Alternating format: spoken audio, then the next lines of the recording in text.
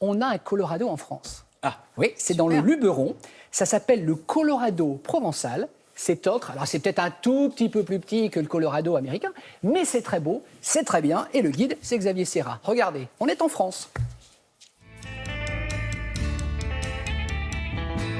Une terre rouge et jaune d'or, des vestiges rouillés et usés marquent le passage de l'homme. La nature a repris ses droits. Un air de Far West souffle dans cette vallée. Nous sommes dans le Luberon, à Rustrel. C'est le Colorado provençal. L'histoire du Colorado, ça commence en 1840. On commence par l'utilisation du fer qui est contenu dans la cuirasse ferrugineuse. Ensuite, on se rend compte que c'est peu rentable. En 1871, on fait comme les voisins à Roussillon, à Gargas, qui un siècle plus tôt ont commencé l'extraction de l'ocre. Ensuite, en 1991, on arrête l'exploitation de l'ocre. Et en 1993, on va mettre en tourisme ce site et on l'ouvre au public pour pouvoir le visiter et faire comprendre et apprécier le patrimoine de Vaucluse. Une nouveauté cette année, depuis le mois de juin, des visites guidées sont organisées pour faire découvrir ce patrimoine extraordinaire. Est-ce que vous êtes prêts? On a chaussé les baskets, on est bien? À la fraîche? C'est parti, on y va. Qu'est-ce que c'est que pour vous les ocres? Une couleur, c'est un pigment qui est naturel et vous attendez à voir quelle couleur? Orange. Rouge, ouais. Jaune, exact. Bon alors très exactement, vous allez pouvoir observer un peu plus de 24 nuances. Le retour des visiteurs, c'est surtout la surprise.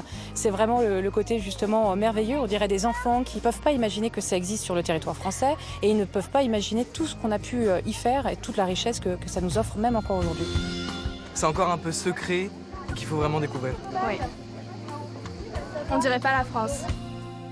L'ocre, c'est composé à 90% en moyenne de sable. C'est sous cette forme-là qu'on va le retrouver. On fabriquait encore au 19e siècle notre soie, notre lin, notre coton, et on allait justement teindre nos tissus avec ce qu'on avait de plus naturel, c'est-à-dire ce que nous offrait la nature, eh bien, nos ocres. Incroyable, faites attention, vous mettez de la crème. Non, c'est l'ocre. L'ocre, c'est la première utilisation de l'homme pour l'ornement du corps et des grottes.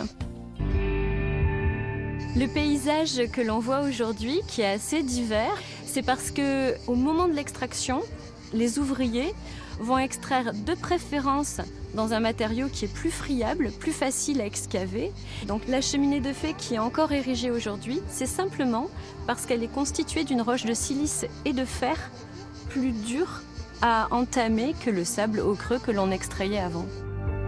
C'est l'érosion qui fait la plupart du modelage de ce paysage. C'est pour ça qu'on a l'impression qu'il est retourné à la nature et qu'on est dans un milieu naturel. J'ai pas de mots pour le dire, tellement ça m'a énormément plu, c'est très très surprenant. Le Colorado provençal se nomme ainsi car il fait écho au canyon américain, mais surtout parce que Colorado, en provençal, signifie couleur.